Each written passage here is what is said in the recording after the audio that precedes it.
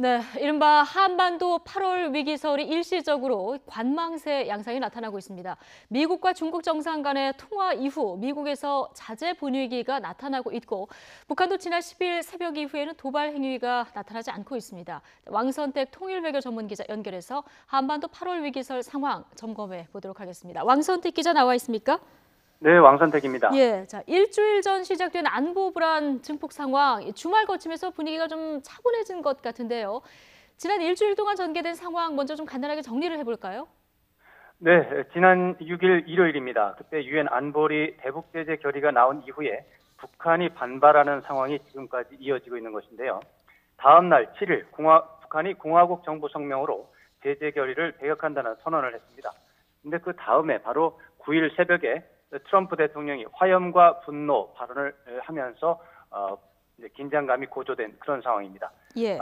3시간 만에 북한이 괌 포위 사격을 하겠다 이런 발언을 했고 다음 날 새벽에도 유사한 발언을 했습니다. 그런데 그 이후에 북한은 지금까지 비교적 조용한 태도를 보이고 있고 트럼프 대통령은 엊그제 시진핑 주석과 통화를 한 이후에 자제하는 분위기를 보이고 있습니다. 네, 그러니까 미중 정상 간의 통화 이후에 좀 자제되는 분위기다 이런 분석인데 분위기가 관망세로 돌아섰다면 북한이 이 괌 포위 사격을 위협한 이 부분도 좀 영향이 있을까요? 근데 원래 북한이 얘기한 것은 괌을 포위 사격을 하겠다가 아니라 포위 사격하는 것을 심중하게 검토하겠다 이렇게 발표한 겁니다. 예. 그러면서 북한의 검토에서 중요한 변수로서 미국의 반응을 제시했습니다. 미국이 북한을 자극하는 행보를 이어간다면 사격을 감행하는 가능성이 커지는 것이고 미국이 긴장 완화를 위한 외교적인 조치를 추진한다면 사격을 유보할 가능성이 커지는 그런 구도입니다. 그래서 김정은이 미국과의 심리전에서 승리했다. 이런 식으로 상황을 끝내는 그런 수순을 예고하고 있는 것입니다. 예. 자, 그렇다면 현재 미국 움직임에 대해서는 지금 어떻게 평가를 할 수 있을까요? 북한을 자극하는 행보가 좀 줄어든 것으로 볼 수 있을까요? 네, 그렇습니다. 전반적으로 긴장 완화를 위해서 미국이 노력하는 행보가 나타나고 있습니다. 예. 말씀드린 것처럼 트럼프 대통령 일주일 전에 화염과 분노라고 하는 전에 없던 미국 대통령으로서 전례 없는 발언을 제기했습니다. 이에 대해서 북한이 정면 도전하는 상황인데 그렇지만 트럼프 대통령 그 이후에 언제나 협상을 생각하고 있다 이런 발언을 하면서 일부 후퇴한 적이 있고 말씀드린 것처럼 시진핑 주석과 전화 통화를 한 이후에 자제 움직임이 가시화되고 있습니다. 오늘 새벽에 허버트 맥메스터 백악관 안보보좌관이 일주일 전에 비해서 전쟁이 가까워지지 않았다 이렇게 설명을 했고요. 렉스 틸러슨 국무장관과 제임스 매티스 국방장관이 월스트리트 저널 기고문에서 북한과 협상 의지가 있다고 다시 한번 표명을 했는데 이런 것들은 매우 중요한 지표라고 하겠습니다. 네. 자, 앞서 미중 정상 통화 이후에 위기설이 좀 수그러들었다 이런 분석을 했었는데 일부 언론에서는 지금 미국과 중국 정상이 통화하는 견해 차이만 확인을 했고 미국과 중국 간의 무역 전쟁이 벌어질 거다 이런 전망도 나오고 있는데 이거 어떻게 해석을 해야 됩니까? 사실 미국과 중국의 무역 분쟁 문제 이것은 장기적으로 있어왔던 현안입니다. 예. 사실 무역 분쟁이 두 나라 간에 벌어진다고 해도 이것을 북한 문제와 관련해서 중국을 압박하는 조치다 이렇게 이해하는 것은 사실은 무리가 좀 있습니다. 예. 다만 현실적으로 미국에서는 중국이 북한에 대해서 경제적인 압박을 하면 북핵 문제가 금방 풀린다 이런 식의 집단적인 믿음이 있는 게 사실입니다. 그렇기 때문에 미국에서는 북한에 대해서 압박을 하는 것이 좋다 이런 수요가 있는데 그렇지만 중국 처지에서 본다면 북한에 대한 영향력이 제한적이다. 그렇기 때문에 트럼프 대통령에게 지정학적 특수성을 설명하는 그런 상황이 현재도 유지가 되고 있습니다.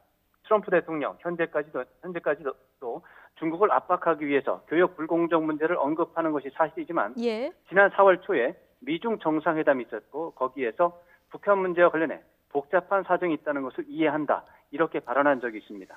예, 자, 왕선택 기자. 그럼 트럼프 대통령과 시진핑 주석이 이 북한 문제에 대해서 평화적 해결 원칙을 확인했다고 하면 가장 궁금한 건 앞으로 이 8월 위기설은 어떻게 되는 겁니까? 네, 8월 위기설 9월 초까지 계속될 것으로 예상됩니다. 예. 그렇지만은 그것이 말싸움 수준에서 유지가 되고 전쟁이라든가 전쟁 임박한 그런 상황은 아닐 것으로 예상이 됩니다. 예. 화염과 분노 발언이 아니더라도 사실 8월 말 한미 연합군사훈련이 예정돼 있기 때문에 한반도의 군사적 긴장은 불가피한 상황입니다. 북한의 김정은은 기본적으로 미국이 북한을 침공하겠다고 위협을 하기 때문에 핵폭탄이라든가 미사일 개발을 정당화하는 그런 전략을 사용하고 있습니다.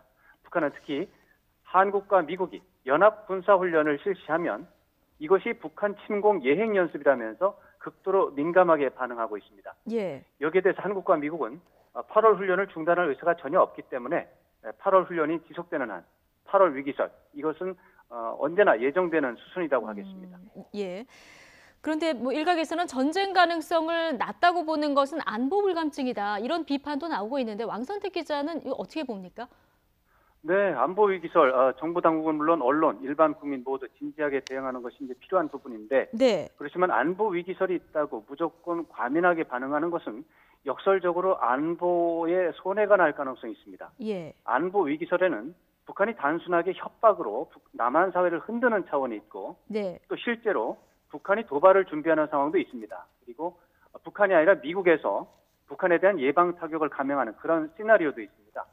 각각의 시나리오에 대해서 다르게 대응하는 것이 필요한데 근데 이제 북한의 협박 전술이 명확한데도 전쟁에 대비하는 수준으로 대응을 한다면 우리 사회의 안보 피로감이 불필요하게 높아지면서 북한의 벼랑 끝 전술에 협력하는 결과가 됩니다. 이런 것도 우리가 원하는 것이 아닙니다.